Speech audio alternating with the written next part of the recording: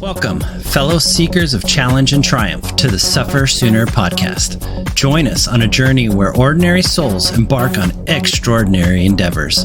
From the relentless grind of gravel to the punishing gauntlet that is triathlon, we've tasted our fair share of suffering. So fellow endurance warriors, let's lace up our shoes, strap on our goggles, and dive headfirst into the challenge, knowing that with every step, stroke, and pedal forward, we grow stronger together. All right, guys, welcome to episode 23. How's it going, Danny? It's going. It's good to see you. I haven't seen you good in a while. to see you too, man. Yeah. It's awesome. So we did a little bit of updating for all our followers out there. We're now on video, so you can actually see our faces if you didn't really know who we were. And just please don't unsubscribe. Yeah, please don't unfollow now. Yeah. Like now you know who we are. Just don't. You can just go back to listening to it. It's fine. It's good. It's good. So I have been helping out at some tri clinics and stuff, and I think this is a good time to just kind of express some of the like top 10 tips that I have for, new triathletes, intermediate triathletes, and even some advanced triathletes to go through. So that's just what we're going to talk about today. So I think that's probably a good little starting point for the season, especially since we're rolling through. We've had a couple races already kick off. And then we got like 3 weeks till Ironman 70.3 Muncie. Yeah. We just got a new announcement that they're going to do Ironman 70.3 Illinois, and I think it's Rockford. Yeah. Rockford. So that Illinois. might be another 2025 thing going on, maybe. I know. It's like, we talked about this the last couple of podcasts about planning out, what your next year looks like and having a good plan. But it's like, man, they keep rolling out these events, and you're just like, I don't know, how do I pencil that one in? And then exactly. Like, how does that could fit? That could totally fit. This is why you stay fit, so you can just get up and do these things. Yeah. So I mean, it's gonna be, I think it's June 22nd. Nice. So it'll probably be 2 weeks after Ironman Des Moines. Yeah, I think is what it is. So that would be kind of cool. Do Des Moines and then roll over to Rockford, and then it's too much awesomeness in 1 month, man. I don't know. I know. I think it's great that they're bringing some more Midwest triathlons. Just because the scene here, especially in like Wisconsin and Illinois and stuff, is just booming. Yeah. So that's just great. I think that's great. Can't wait till they bring out one in Arkansas. I think they were looking at that too. Yeah. So it'd be interesting too if they, because these are halves, right? So it'd be interesting if they decide to throw another full out here. I mean, it's been a few years since we've had a full in the heartland here. It's what is the closest one is Wisconsin probably, right? Or maybe Wisconsin or Memphis, Chattanooga. Yeah, Memphis is gone. Yeah. Texas. Yeah, you have one in you still have Texas, right? But Boulder. Yeah. But I mean, you don't have. I mean, there used to be the one in Kansas, and I don't think it kind of fizzled out. But it could probably just be a logistics thing. It's not like you could do it in Kansas City and swim the Missouri River or anything. That probably wouldn't be too good. Oh my gosh, that would not be fun. Not fun. So, but that's okay. I mean, hey, the halves are a good time, and looking forward to maybe eyeballing that race up for next year. Give us some options. Yeah, for sure. So, well, let's get into it. Let's let's talk about some. My number one tip is I always see, especially new triathletes, doing these run bricks. Yeah. There we go. I can talk. Run bricks. I see them doing the run part too long.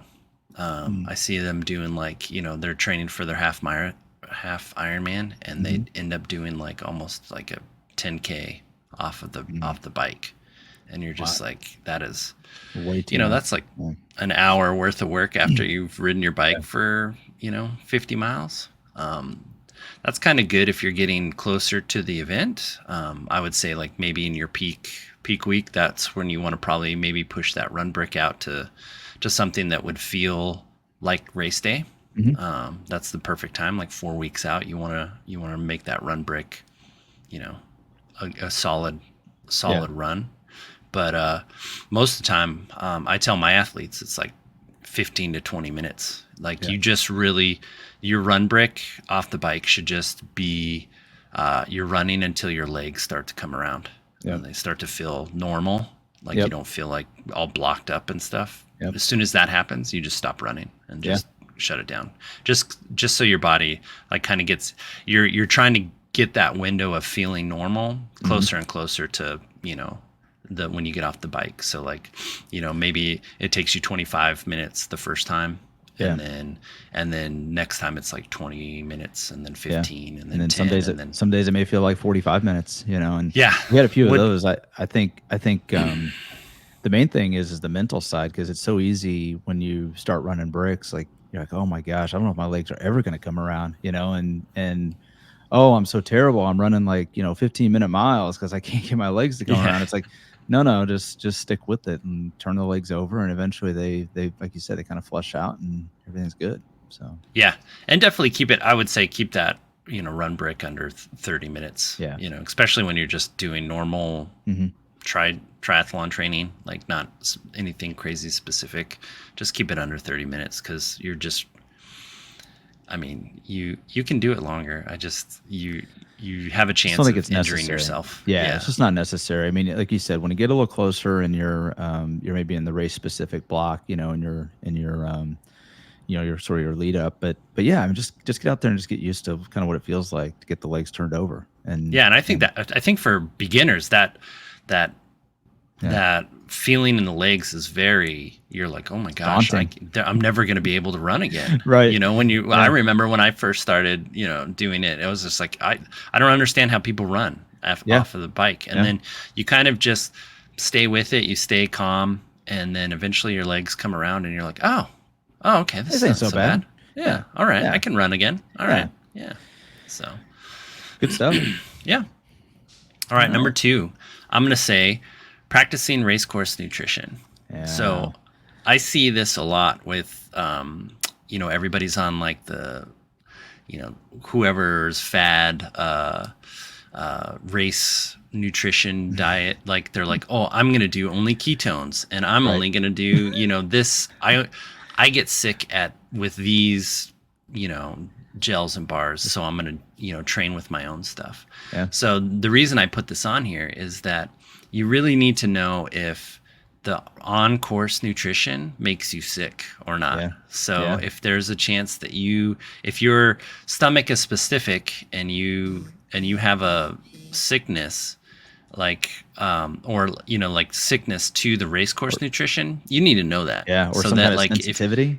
So if you eject a bottle, like, and you're like, okay, well, I can't eat Hammer gels because I will be throwing up. And so what's my other option? What else can I do? Do I have to, slow down and go to solid foods? Like, can I do that? You need to practice these worst case scenario events. And so that's what I say with practicing race course nutrition. It's okay to have your own blend of, whatever that you like. Like maybe you're a solid food kind of person, but what happens if you drop that bag of solid food and then you're stuck racing, eating the on-course nutrition. So it doesn't take much. It just takes, you buy a couple of packs of whatever it is, and then you give it a try and you go, okay, I can handle it. At least for the race duration. So I don't think you can overstate this one enough. I think to your point, I mean, a lot of people out there do have sensitivities to different foods, and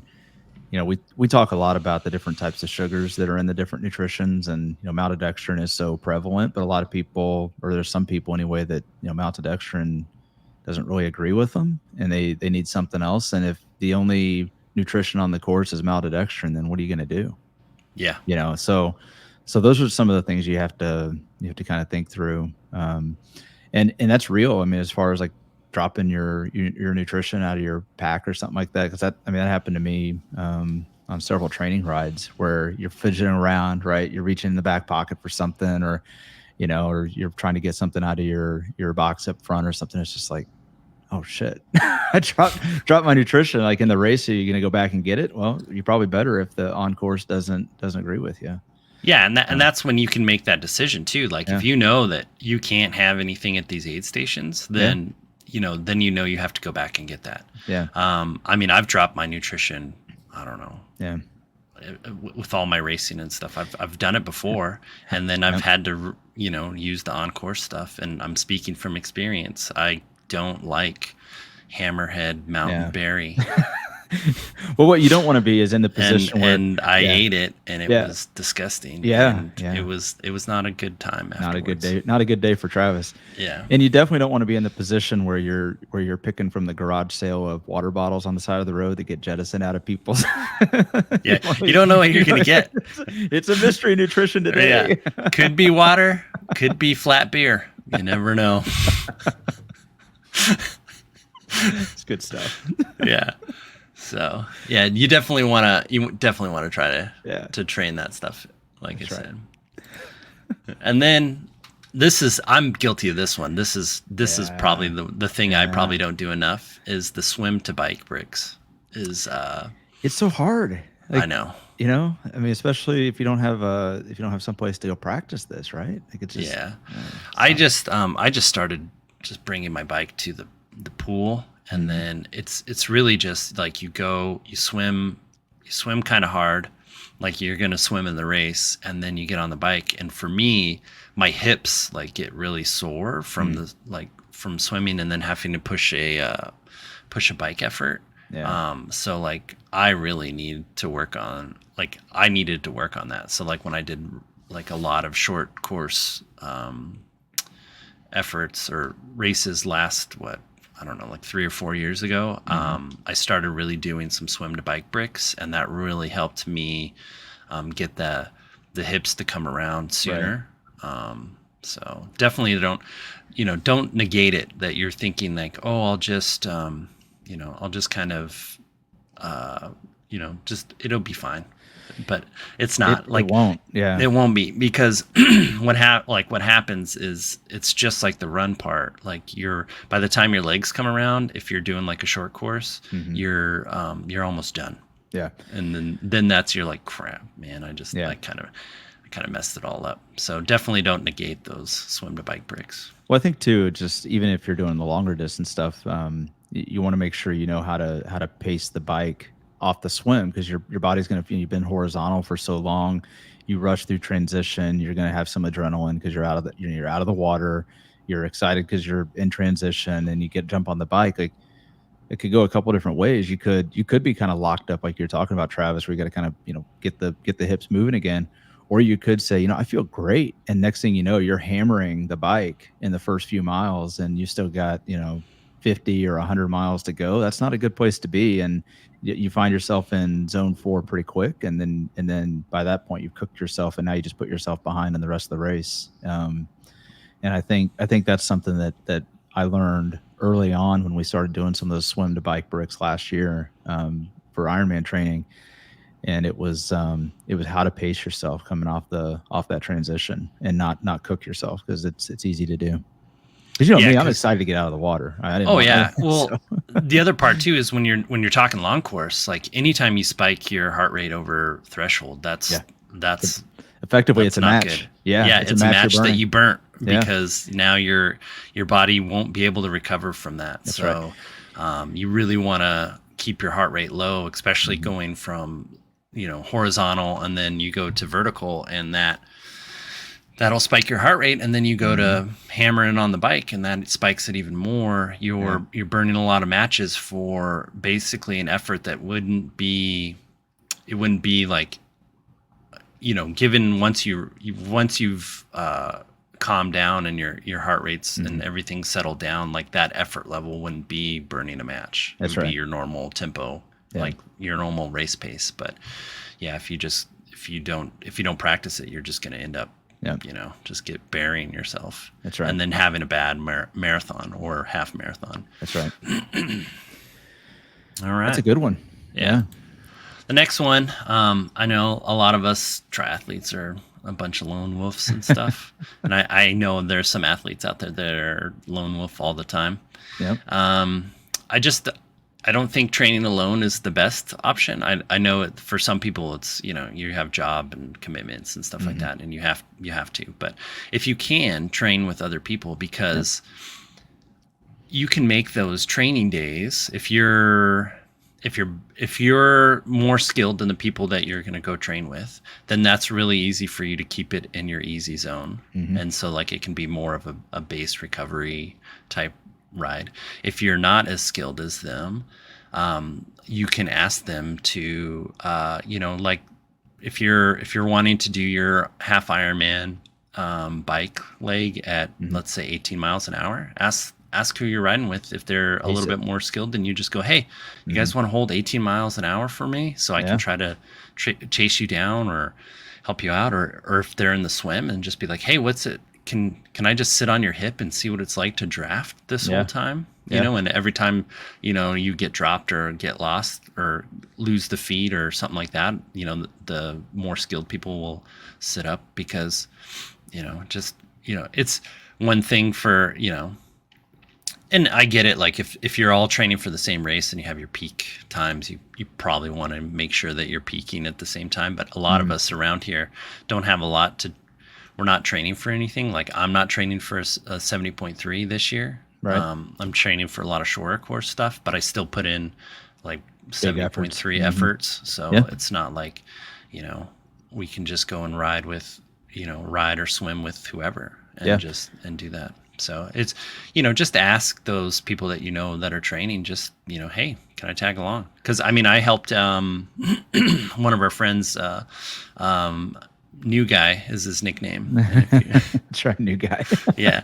So he needed help for Des Moines, and he's like, all right, I want to know what it's like to ride, race pace on this training ride. I was like, okay, well, I will ride at your race pace. And you can see what it's like. See what it feels like, man. Yeah. And so we went out and did it. And he was like, he learned some things out there. He learned like, you can't just like snack on your goo. You have to shove that thing in there and get it in there as fast as you can. Because you don't know when like the gas is going to start hitting again. So he learned to be a little bit more efficient. And so I think it helped him. So.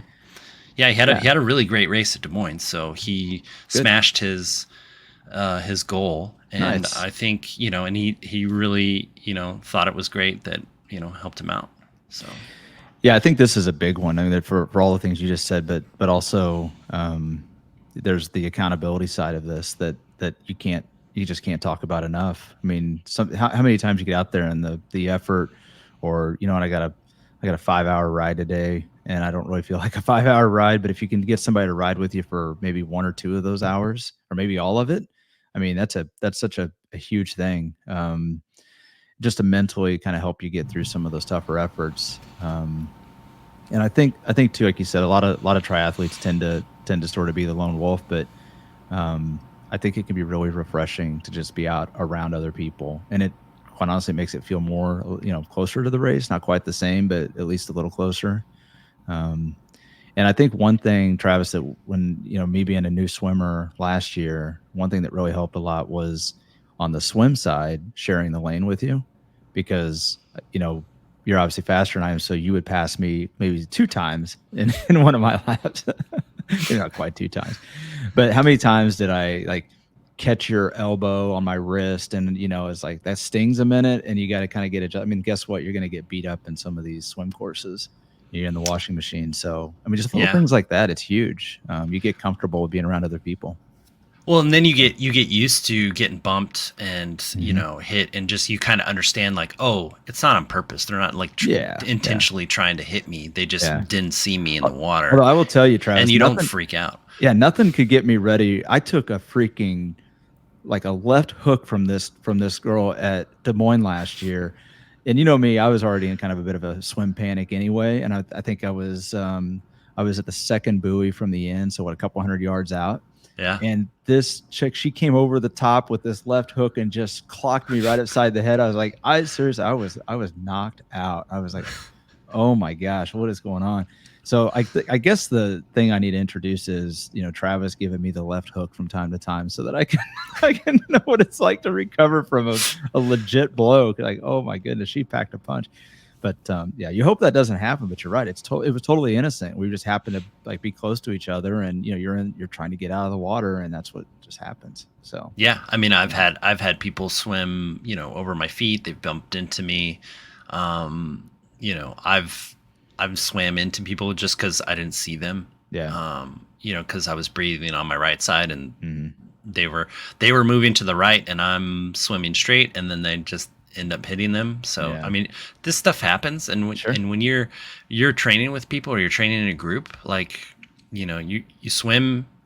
Like you swim at Masters, you swim with friends, like you're gonna get bumped, you're gonna get waves in your mouth. It's just like It happens. it's open water. If you're riding with people that are faster than you, you don't need to ride with them all the time because you're gonna blow your training plan up. Right. But if you ask them to come and ride with you, one or two times while you're getting ready for your event, like a lot of times, most of these, at least for me, I don't know, maybe people are like super picky with their training and stuff like that. But if somebody asked me and said, hey, you want to come ride with me at, whatever mileage per hour or some distance or whatever, I'm like, let's go do it.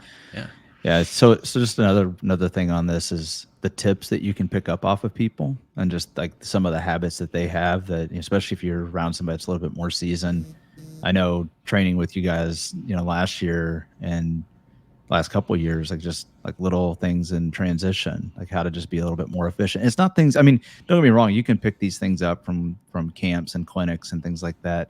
But a lot of times it's sort of that in the moment, sort of organic knowledge that you pick up. And I think that like nothing simulates game day like game day. So if you're in a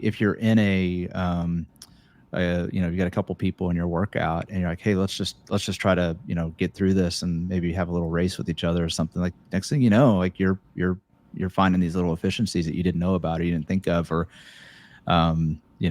things like organizing your nutrition on the bike. Like, cause I know that's something I picked up from you here recently was putting your nutrition in a compartment, like a little baggie. So you knew that's 1 hour of nutrition. I've got to get through that in 1 hour.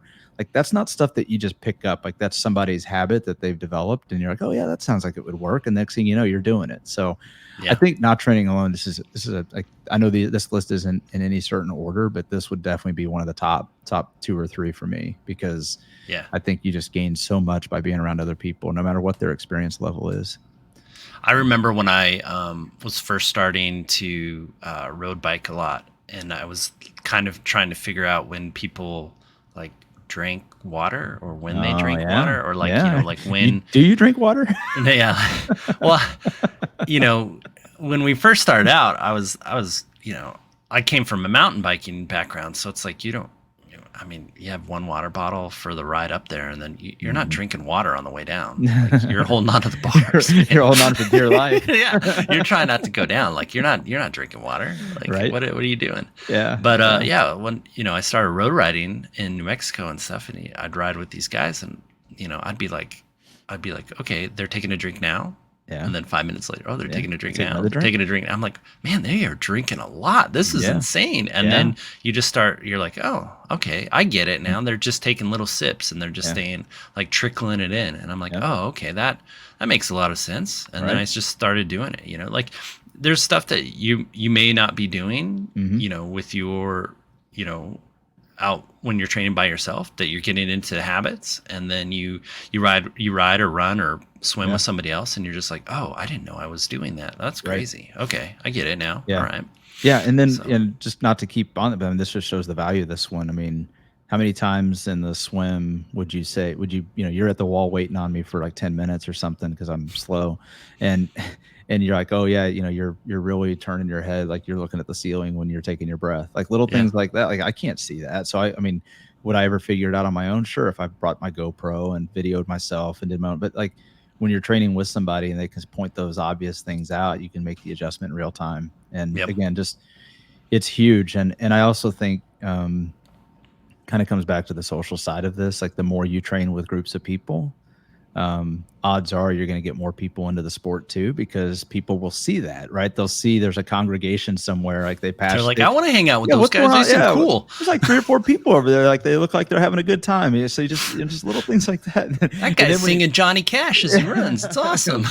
And you hear that train coming. So, but I think that, it's exactly it. But then, the problem is when those people stop and ask you what you're doing and you start to tell them, they like their eyes roll the back of their head and they're like, yeah, I'm out. Yeah. They're like, oh my gosh, this guy thinks way too much about his run nutrition. This guy's nuts. I go back to the lady at the gas station last 2 weeks ago when we were riding, and she's like, when we rode up to Foss, she's like, where'd you come from? I'm Farrellview. She's like, Farrellview. I know where that is. Like, so then I go in there. She's like, so how far? So you must be with the other guy. Yeah. How far are y'all riding today? I'm like, I don't know, like 90, 100 miles. She's like, how far? What's the farthest you've ridden? I'm like, I don't know, like 200 and something. And she goes, oh my gosh. Like, they're like, I am sorry I asked the question. Yeah. And you should have seen the look. There was a lady at the self-checkout next to me. You should have seen she like looks over like one of these like side eye, like, and went back to like, I'm just gonna pretend I didn't. Yeah, I'm just gonna get I just want my soda. Thank you. Get my bag of chips and leave. Yeah. So, but good stuff. Yeah. It gets more people in it for sure. Yeah, I like it. I love this one. This is probably number 1 for me. I think I just settled it. This is number 1 for me. That's number 1 for you. Number 1 for me. Yeah. All right. The other one, this kind of on the lines of, attending clinics and camps. I learned something, I learned something new at the clinic I attended last night, just about like how to roll up your socks for transition for the, I just always just wore, I just wore like no-show socks. Like I just wear the really low cut ones. So then I can just put them on. But these guys like, Adrian, she was telling me you roll up the edges of it. Yeah. You put it on and then you just roll it down to your toe. And then when you put it on, you can just unroll it. And I was like, because I really don't like wearing like no-show socks. Yeah. So I can see that. Yeah. But I mean, I like my sock height, I'm old school. You gotta have some sock height with it. Well, I mean, I see occasionally with the tape measure, like measuring how high up the calf it goes. Yeah. It's got to look good. I mean, my calves are my best feature. That's it. Right? Other than that, I have nothing else. Falls apart quickly the higher you go. The higher you look up, it gets worse. A lot worse. Like, oh no. Yeah. Just stop that's there. Interesting. I never would have thought about rolling the socks. That's a really good thing. Yeah, that's what I'm saying. Like I went to this clinic and I was like, I was helping coach and stuff there, and I was just like, oh, I didn't think about that. That's a good idea. All right, nice. So, I mean, even, I'm always trying to learn new stuff to make myself faster. Sure. Yeah. So, but attending more camps and, clinics and camps, even if you're a seasoned pro, like go to these camps, hang out with people. It's super fun. Yeah. Like you just go out, have a good time. And I am bummed I missed that one last night. We were talking about it yesterday a little bit, and I was kind of bummed. It just wasn't. I had something else going on, and I wasn't able to make it. But I think you're right here. Like this is one of the things that it's easy for the seasoned athlete that's done this for years and years and years to go, yeah, I'm not going to clinics. I'm not going to camps.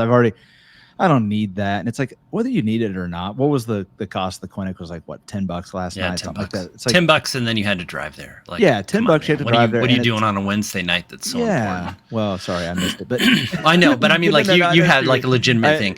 But you know what I'm saying. I know, but all kidding aside, I mean, the thing is, it's like, it's $10. It's a couple hours of your time. You got to drive out there. And there's a couple of things that happens. Like the seasoned veteran, like you probably won't learn something groundbreaking, and that's okay. Because guess what? If you're seasoned, you realize there's not a lot of groundbreaking things out there. Like most of this comes down to just repetition, hard work, and just fine tuning fundamentals. But I think what you're doing when you're a seasoned athlete, you've done a lot of these events, and you choose not to go to these camps and clinics. A couple of things happen. One is the younger athletes miss out on an opportunity to see that you're still invested in this, that there's still a community of people out there. And they only see on race day, and you're just like, that's it. And you're missing out on the opportunity to maybe learn one of these little tips and tricks, but also pass on some of the knowledge. Because not everything's going to get taught by the coaches there. Yeah. I bet you, I'm going to guess that you guys probably had several times in that camper clinic where you kind of broke down the conversation about, hey, what are some things that you guys have done? Like, how, do things work for you? Or, hey, I see you're doing that. That's a really interesting technique. I've never seen that before. So I think that seasoned athletes really need to do this. And again, it goes back to fostering growth of the sport and making sure that you especially the local things, because it puts the time and energy, it makes it worth it for coaches to put time and energy into doing these things. So you just keep the new blood of athletes coming into the sport. And I think, we've talked a lot in the last couple of podcasts about growing the sport again. And I think this is one of the biggest ways to do it. And maybe somebody that's just kind of trying to figure out if they want to do this or not. Bring them on. Help pay their $10 and bring them to the camp with you. Yeah. And just be like, hey, you want to try something fun? Yeah. I remember, it's funny because when I was first contemplating even doing a triathlon, I talked to a buddy of mine, and he's like, yeah, you should probably do a triathlon. You don't have to go crazy and do a full or anything like that, but just go do one of the local sprints or something like that. You're going to have a great time. You'll really have fun. And I only listened to half of what he said because I just went and did the half and the full. I didn't. Yeah, you haven't done a short course. You're that's so funny. But I think that's really it. It's like, just go to these clinics and camps and support them. Number one, and then number two, it's like you never know what you're going to learn in these things. So yeah, it's tough. Next one, I harp on this all the time. This one's huge. I tell my athletes all the time is like, you have to do more local racing, especially if you're. I have an athlete that a lot of her self-worth is built on her race and race. Maybe self-perception. Results. Self-perception is a good way. To put self-perception. She puts a lot of pressure on herself to do well at these events. And the problem is because she only does 1 to 2 events a year. Yeah. And so the best thing that you can do, if I'm speaking to you as a person, is to go and do more racing. Because by the time you do enough racing, you're just like, oh, it's just a race. It's just, we're all deciding to show up on one day, put some bib numbers on, and like you get kind of nervous because you want to do well. Yeah. But if you totally, crap the bed and, blow up, that's a huge learning experience there. Yeah. Like, you don't want to make that mistake on your A race. You want to make that on your local. What did I say earlier? Nothing simulates game day like game day. Yeah. So. And so you learn, oh, I can't eat solid food when I ride this hard. Okay, I get it. Yeah. All right. Yeah. That's why, liquid nutrition works for me. Or you're like, oh, I can eat solid food. Right. Up until this point or whatever, and you're like, okay, I can. You can learn stuff from that, and you do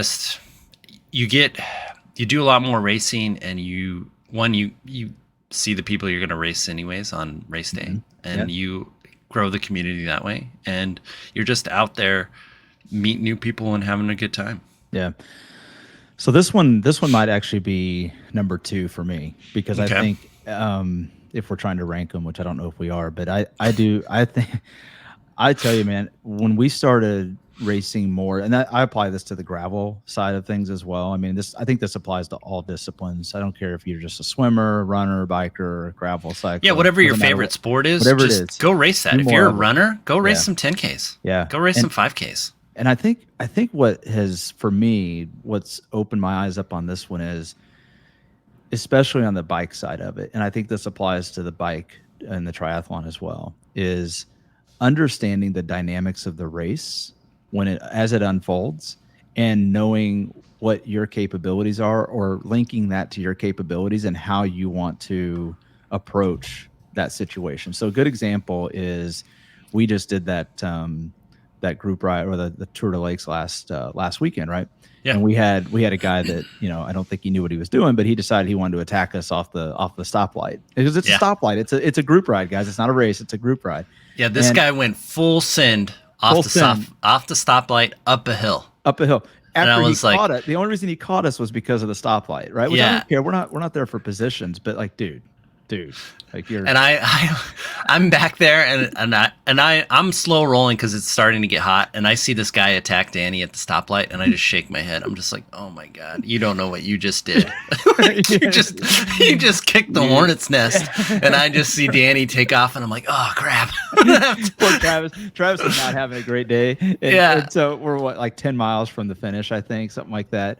Yeah. And this dude does it, and I'm just like, all right. So, and I could see up ahead, so I knew there was the hill. And then once we got to the top of that hill, it was a series of rollers back, and it was an out and back. So I remembered that section from going out. And so I'm like, all right, so this kid's too quick for me going up the first hill, but I'm going to pace this, and I'm going to get him, and then I'm going to bury him. Yeah. And yeah, I was like, oh my gosh, why would you do that? That is not a great race tactic. Not at all. And I'm like, there's no way I can follow Danny up these hills because I'm cooked. You're cooked. But I'm like, there's a flat section where we have to go through some roundabouts, and I'm like, if Danny still needs me to if Danny hasn't closed the gap by then, I'm gonna turn myself inside out and just like and close this gap, because like this guy just freaking. I mean, it was just a blatant, just straight sprint off the line. Oh my gosh. Couldn't believe it. But the thing is like we've done enough of these, enough racing that I had this, this is my problem. I don't know if everybody else does this, or this is a problem I have. When I do structured workouts, I see the effort.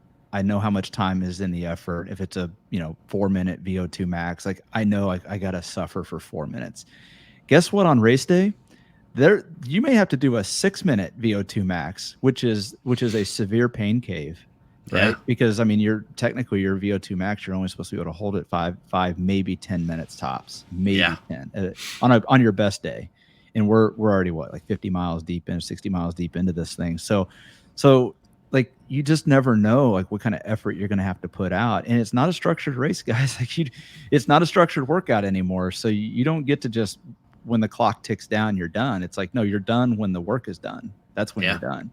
And so understanding through multiple all the racing we've done and all the different events we've done, like I knew what kind of pace I could hold. And I started watching as the hills were rolling up the hills, and I knew I was closing a little bit of gap each time. And so I'm just doing the math in my head. Like I can hold this effort for this much longer, and I can hold this, and I can do a push here. And so now I start linking my capabilities to the situation that unfolded, and I caught him, and I did bury him, and it was fun. We had a good laugh about it. We found out later he didn't know what the heck he was doing. He was a new cyclist. He was a new cyclist. Like we caught up to him later at afterwards, and we were like, oh man, when you took off after that stoplight, like what was going on? He's like, I didn't know. I just started riding like last year, and and he's like I just thought you just attacked the hills like that. And then we're like, no way, man. I mean, you can. I was like, you should have just rode with us, because we were just gonna soft pedal it in. Yeah, we were. He's like, oh, he learned a lot that day too. It was great. But I think that's so. Even now, linking that back to triathlon. I mean, we talk about don't let your heart rate get too high because you burn matches early. But sometimes you're in a pass and there's like a line of people that you have to pass, and you know how it works. You can't draft, and once you commit to the pass, you got to go. And so next thing you know, you might find yourself having to do a threshold effort just to get by the line. And so those are things that happen that don't happen on training day. Because if your training day just says go out and do a 5-hour base ride, what are you going to do? You go out and do a 5-hour base ride. Well, what happens if you got to do a couple of threshold efforts in the middle of that? And now, like, how are you going to react? Can you hold the base pace that you held before? And what does that feel like? And how does that impact my nutrition? I mean, all these things start to play in, and you don't want to have to overthink it. It needs to just be an instinct that you develop, and you can't develop that instinct on a structured training ride. You can develop that instinct through racing. Yep. And how many times have I been like, ooh, this group's too hot for us. And you're like, and we're like just riding, and you're like, what do you mean? And I'm like, yeah, I'm not hanging in this group. I'll see you later. I'm like, oh, we need to bridge up. Like this, we can't be in this group. And I know you kind of look at me like, how do you know? And I'm just like, because I'm always looking around, seeing what everybody else is doing. And I'm like, okay, we need to be this is not the group we need to be in. Or So you start seeing, the patterns of people riding, especially riding. I would imagine this happens in running, but I'm not that fast. So like I'm never in contention for any of that cool stuff. But I mean, I see it in swimming too. Sure. When I swim, open water with groups and stuff, it's you see the people that can actually swim, and then you're staying with them, and it becomes racing. It becomes fun. Yeah. And so that's why I say do more local racing and stuff. Yeah, I think that's why I say this has to be right up there, near the top, because I think you just develop so many more skills through it, and you just find a way to fold this into your training plan. And in fact, a lot of training plans, I think we had this last couple of years too. A lot of the training plans even say like simulate a race. Well, don't simulate, just go do one. You know, and just pick a race, race and go do it. And if you got to switch a weekend on your plan, I mean, talk to your coach, make sure it's good. But yeah, switch it up. But so much to learn by just doing more racing. So good stuff. All right, this is a good one too, and I fall into this one so many times. I know, we all do, right? Base rides, not pace rides. Yeah, so you know what? When we say base rides, like that's like your zone 2, and you're just kind of noodle. You're not noodling, but you're working. You're riding, but you're riding within certain bounds. So like you can't go over, you can't go under, and you have to stay in here. I like to go over. That's my thing. I'm like, I don't know what my brain does, but it somehow feels like if I pedal faster, if I pedal harder and faster, the interval will be over sooner. The clock runs faster. The harder the clock runs faster. That's not how it works. I mean, that's not physics. That's not. I wish it worked that way. Yeah. I wish, but it didn't. So I'm the biggest offender of this one for sure. Yeah, I am too. I mean, it's easy, especially because we ride a lot together. So on the rides, it's real easy to do that. The runs, I think it's a little easier to hold this until you get to a hilly section. It's a little easier to stay disciplined here. For me, swim is just swim because I'm such a new swimmer. I mean, everything's a base swim to me. So but I would tell you that cycling, especially because you're putting so much time into it. And I think I've said this on other episodes, but when we so I think it's about this time a year ago for Ironman training, I think I came to you, I said, I'm going to make a focused effort to stay in my base pace on these long rides. And it's going to be miserable. It's going to be hot because it's the hot time of year right now. It's going to be boring. It's going to be boring. And we're going to ride this same road over and over and over again, but it's flat. It's predictable. There's not many stop signs, so you know what you're going to get. And I said, this is what I'm going to do. It's like, I don't want to, but I have to. I have to give this a shot. And I think within like 4 weeks of doing that, 4 to 5 weeks of doing that, like something started clicking. Like my heart rate, I could go back and look at the charts. My heart rate started dropping. Like the endurance, like you could just feel this depth in your endurance starting to build. And then when we'd go out and do those hard rides, I remember I think we said this to each other, like you go out and do these hard rides and you're like, it just feels like there's more in there. Like there's more in the tank. Like every time you need to reach deeper, you can reach deeper and get more out of the tank. And it's just, and I attribute that to those long, true zone 2 rides that we did. And then the same thing for the run. When we started doing the run, I think running, the adaptation it just seems like it takes a little longer just because of the wear and tear on at least for me on my body. But the same thing started to happen. Let go of the paces on those long days and we started running to the clock. Like we're going to run for 2.5 or 3 hours. And if you do 12 miles or 18 miles, it doesn't matter. What matters is, did you hit your pace and did you keep your heart rate in check? Yeah. You're doing it for time, not for pace. And you're just like, it's all about the heart rate then. And it's like, as it heats up, you're going to slow down. If it's a cool day, you're going to have a fast day. Yeah. And the only thing you care about, 2 things, is just heart rate and just being out there for as long as it's supposed to be there. Yeah. You know what bugs me about the whole base thing in zone 2 is social media really drives me crazy with this, because you get all these people on social media that post these fake numbers, and I believe they're fake numbers because none of them just going out for my zone 2 run, and they're running at like 6:30 minute miles. Yeah. Or they're like, I'm just doing my zone 2 ride at 290 watts. I'm like, oh, I'm sorry, I don't remember seeing your name on the world tour. Yeah. And it's like, I'm not saying there aren't people out there that are really good athletes that don't do that. I'm sure there are, but none of these people post any of their actual data. they only post the number and the image of that being their base. Yep. And look, maybe it is, maybe it isn't. I don't really care. But the problem that I have with it is the people that scroll across that stuff and take it to heart, and they're like, oh, they start comparing themselves to that, and like, oh, well, that person can do 290 for zone 2, then why can't I do 180 for zone 2? Well, because that's just not where you're at right now. And it's like, humble yourself a little bit. And if your zone 2 is 95 watts, then your zone 2 is 95 watts. Like, quit trying to compare it to everything else and be disciplined to your zone.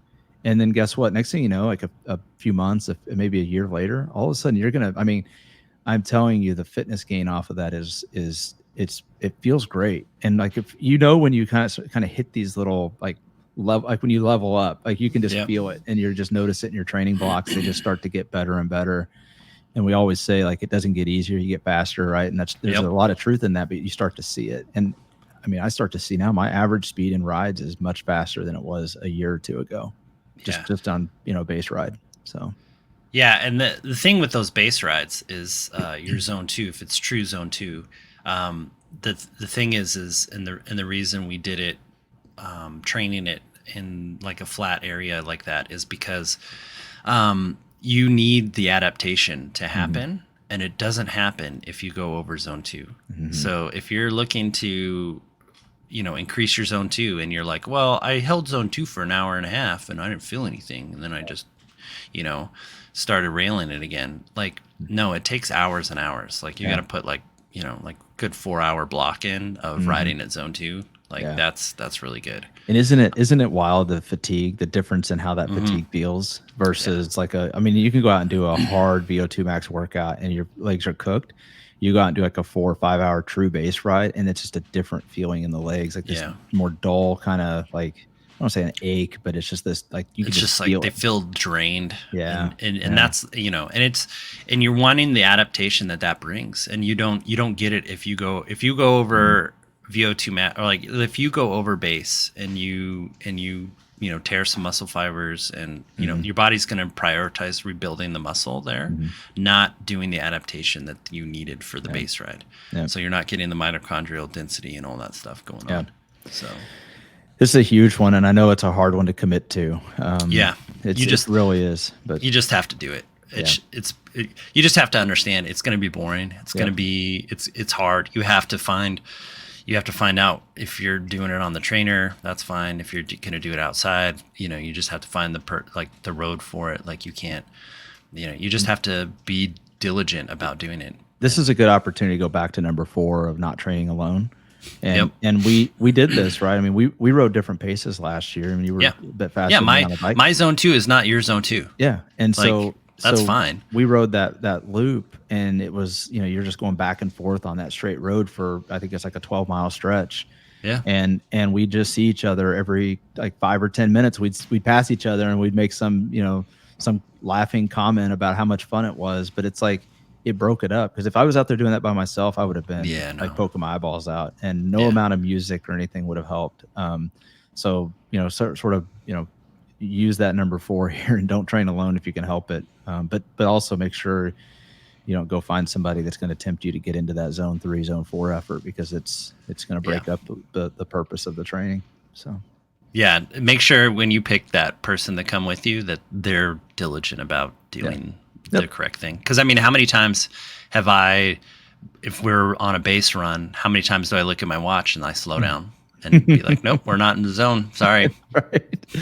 Yeah. And because it's natural, right? You kind of you start feeling good, and because look, tempo feels great for me, like for a while anyway. And so it's so much fun to be in tempo, because you just feel better. It's hard to run zone 2 sometimes. Like like how I said the other day when we were doing, I was like, this feels so inefficient. I feel slow. And it's like, but you got to do it. And so, but you naturally kind of want to creep up, and you kind of push the edge of that zone. Like, nope, bring it back. And then you're like, ooh, I'm feeling good. And then you're like going, and you're like, well, that's not the purpose here. Yeah. Or you look down, you're like, oh, I know I only have like a half mile left. So anyway, good stuff. All right, number 8, I would say practicing your race-paced efforts. This is like the opposite and nutrition. Of the one before, right? Like So this is, there's always 2 extremes, right? Like as you're getting more specific into your race block, like you're getting into that, all right, I'm going to be race. Like you need to be at race pace and and practicing that nutrition. So like if you're one of the athletes who wants to eat, solid food, sweet potato balls, rice cakes, all that other stuff, like you want to protein balls, like if you want to eat that, that's fine. But you need to know what it's like to eat that at race pace. So and the effects that has. Yes. How many fads have we seen come and go with race day nutrition and people that are like, oh no, I practiced it. I tried it on training. They tried it like they try it on their base rides. ride. I can eat a breakfast burrito on the base ride. Right. I could eat like sausage, pancakes, like lumberjack breakfast on a base ride. I could eat all of that and just keep pedaling. Like it's not a thing. But you get me at race pace. Yeah. If I can't eat that. Pizza. Ooh, Casey's breakfast pizza. Yeah, that's the best. Yeah. So, but you're not going to do that on a threshold ride, or on a tempo ride even. No, if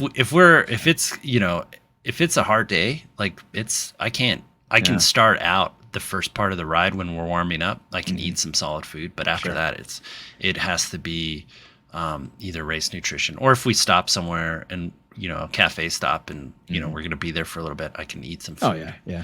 But like if we're putting in some efforts, it's not it's not a pancake breakfast. It's stuff that, I mean, there is some solid food that I can eat that's usually about high in carbs, a little bit of fat.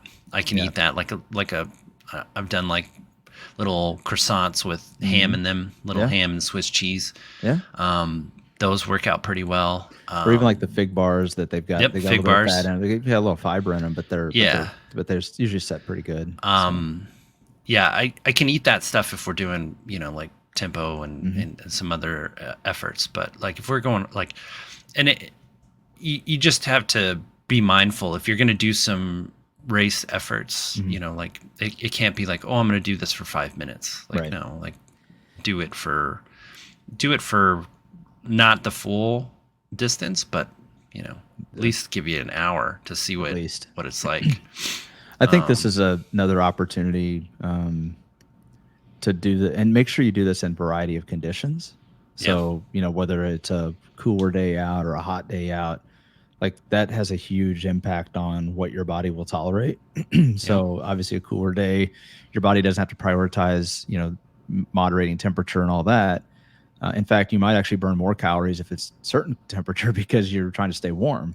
So then the opposite you get where if it's super hot out and now you're dealing with a massive electrolyte loss, and it's like, well, do I need to add more salt? Do I need to figure out how to mix my carb mix differently so I don't have too many carbs and not enough hydration? And I mean we've done that too, where on a very moderate temperature day, I mean, you can go out there and push the boundaries of carb mix, right? A high carb mix, but it starts getting really hot out, and next thing you know, it's like you're getting dehydrated. So I have to prioritize hydration, and then I end up dropping my carb mix down much lower than it would be on some of those other days. So I think those are all things that you have to practice, and then the best you can, if you have history on like what's race day, if it's your A race, like what's race day going to be like. Sometimes you're pleasantly surprised, and maybe it's 70, sunny and 70, and then other days it might be sunny and 105, and so you got to know how to deal with that situation. So good stuff. All right, and then number 9, we got practicing transitions. I think a lot of us triathletes, especially when you have been doing it for a while, we're just triathlete. Transitions, you don't need to do that. Yeah, right. I've done it before, but how many, as you start to get, especially near your specific race, it's real easy to just, place your transition stuff next to, if you're riding in an indoor, I do this all the time. If you're riding on a indoor trainer to get your intervals in, you ride on the trainer and then you hop off and you immediately get into your run stuff and you go out and do, 30 minutes of running. Until you feel better, or you do your more specific bricks, or if you're at the pool and you can arrange it, go swim and then go hit up a bike ride real quick, It doesn't have to be crazy. Just practice that transition from, the swim to the bike and the bike to the run. Yeah, You just I think last year I even swam in my kit on race, Mhm. like my race kit, and then went straight from the bike or straight to the bike right after that. We did that a few times Yep. up at the lake. We do that, and just so you could practice, like, what's it like to have to put bike shoes on when your feet are still wet, things like Yep, that. Even though you might have exactly. a Like towel, but it's everything's like, all wet and you're just yeah, like dripping yeah, water and you're like, all right, it's time to go. And you're like, what? yeah, And I'm like, yeah, yeah, yeah, this is yeah, transition. Let's go. We got to yeah, go. right. So, Yeah, I think this is often overlooked. There's not ideally there's not a lot of time in transition. I mean, you don't have to be pro fast where you're in and out in 30 seconds, but you do have to be moderately quick, because there is a certain amount of, like, if you lounge around too much, everything starts to kind of. I wouldn't say you're going to cool down, but if you lounge around too much, like, you kind of lose that. The sort of the momentum of things, and mhm. your body does get that sort of brief moment of, like, oh, we're almost done, like, no, we're just No, started. we just started. Sorry. Yeah, so you got to be what's the you always say, do it with intent. Yep. You don't have to hurry, you don't have to be out of control fast, but you don't want to waste a lot of time here. Yep. And you can lose a lot of time in triathlons through the transition too. I mean, you can lose a lot of places. And I went back and looked at Des Moines last year, and I mean, just my transitions were terrible. It was the first one, so I mean, whatever. But like, gosh, I could have probably picked up 5 minutes just in my two transitions. Yeah, Which is that's huge. 5 minutes you could be done I know. faster. I know. It's just like it's insane. And it was starting to heat up that day, so it Yep. could have, I mean, it was a nice day, it's a beautiful day for most of the time. But I mean, that's the other thing. Get yourself off the course. The longer you're on the course, the more likely something's going to go wrong. So, Yep. so Or you you're gonna better have a bad time. yeah. Yep. So good stuff, man. That's a great one. Yep. And then my last one is training in your race kit. So I see this all the time. Like people get a tri kit and then they go to the pool and they swim in it. Chlorine is not a friend of the lycra that we use, Yeah. and it becomes see-through. Oh, And yeah. so, Nice.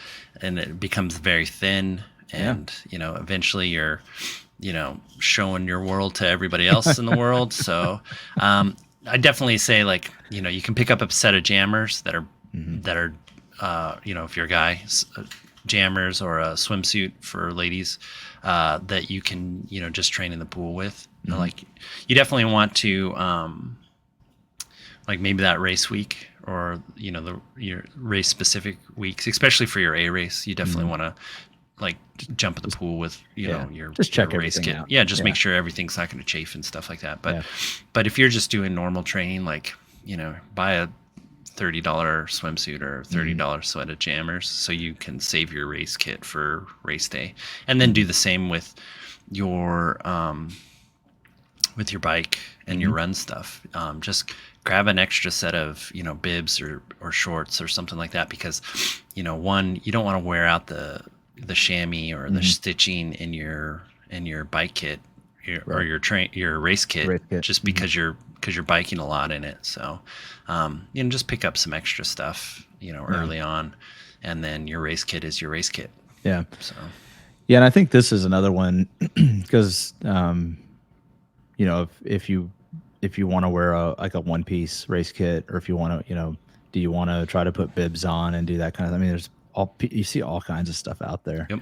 and the reality is whatever works for you, that's fine. But I think for me, like when I bought a one piece kit last year, and I went to, well, we swam in the lake a few times, and I made sure I wore it up there because when you get on a bike and you're dripping wet and it takes a few miles for everything to kind of dry out, that's a big opportunity for, like you said, for chafing and issues to happen that will just tear apart the rest of your day. Yeah. And I found out pretty quickly two things. One is in one situation I had my wetsuit that caused chafing around the shoulders, right, and up around the neck area. So I knew I had to put something on there for that. But then also just without the wetsuit, knowing that the bike kit was going to cause a bit of an issue. So it's like, oh, now I know that, right? And so now I know how Yep. to prevent that. and you don't want to find that stuff out on race day. Not a good situation. It will ruin your day fast. Yeah, nothing's worse than getting in the shower after race day and you're just like, "Ow, that hurts." Like, I didn't know that was all, chafed up and sore and cut and horrible. Yeah, exactly. Not a good spot. Yeah, I made this mistake when I was, first starting out. I got a tri kit and I would train in it a lot. And then the week before a race, I went to go put the shorts on and rip the stitching. Oh, so I was like, oh, great. Now I have to scramble and try to find a pair of, shorts. Cause I just ripped them. I just thought about this too. When I ran in my tri kit last year, did a brick off the bike and went right into the run. And I remember this was up at the lake, and I remember running. I think we ran a 10K that day because it was it was for full Ironman. And I remember my tri kit, like everywhere else it was fine, but on the run it caused a severe problem on my glute. I'll just leave it at that. And I mean, it was like, that's just a 10K and I got to run a marathon in this thing. Like there ain't no way, like there's not enough chamois butter and everything else in the world for this so I was, I did a search. I started searching for different things other than maybe some other kind of like a glide type stuff, body glide. And there's all that kind of KT tape makes one too. That's really good. But then as we got closer to race day, we started talking about, well, what if we just use transition, just switch into a run kit?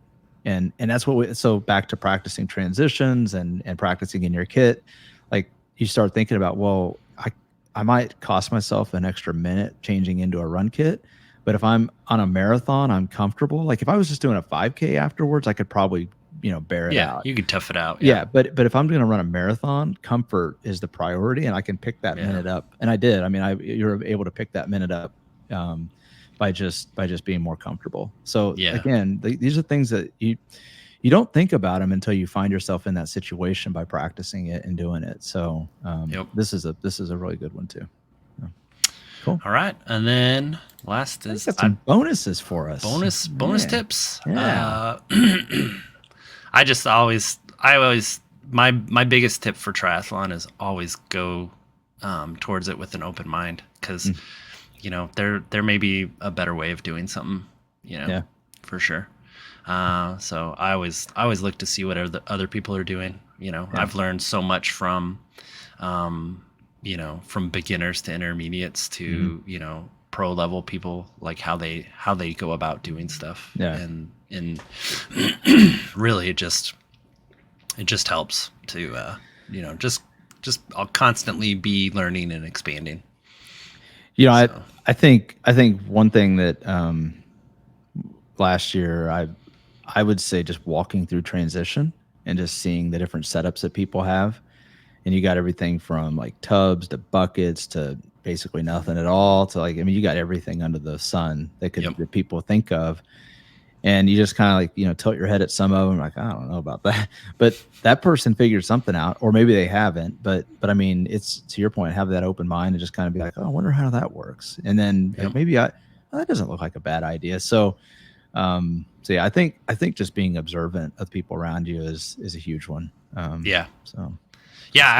like every race I do, I learn something new. So I mean, like somebody's doing something different, or they're using some piece of equipment that I've looked at, and just be like, wow, how does that work out? Like, do you guys like do you like that bar setup, or do you like that nutrition that you're using, or all that kind of stuff. So it's nobody's an expert, and even the pros aren't experts. They're always trying to learn from each other. Tweaking something, aren't they? They're always tweaking something. So you always try to look at and see what's going on. Yeah. Cool. Well, cool, man. That's about all I got. Got anything else? No, I think this is a good one. Again, a lot of these tips are tri-specific, but I mean, they apply to really all the disciplines. So hopefully the list helps some people out. I definitely like some feedback, especially if there's tips that people have come across that they're like, hey, you know what? I've tried this and it works really well. I mean, love to hear about it because again, we don't have all the answers here. We got some things that we've learned along the way, and from people we talked to. We basically learned from failing. So if you can help us out and let us know what you've done, that's right. So we don't have to fail at it and learn that lesson, that would be great. Amen. I think you'd really be saving us a lot of heartache. So yeah, definitely leave some comments or anything like that of your tips for sure. Yep. So awesome. And then share with your friends if you like it. So, alrighty then. Good one. All right. Welcome, fellow seekers.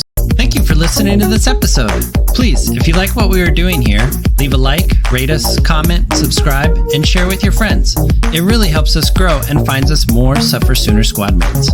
And remember, when the finish line feels impossibly far away, we don't give up, we push harder, we dig deeper, and we find solace in the knowledge that our suffering is temporary and our resilience is forever.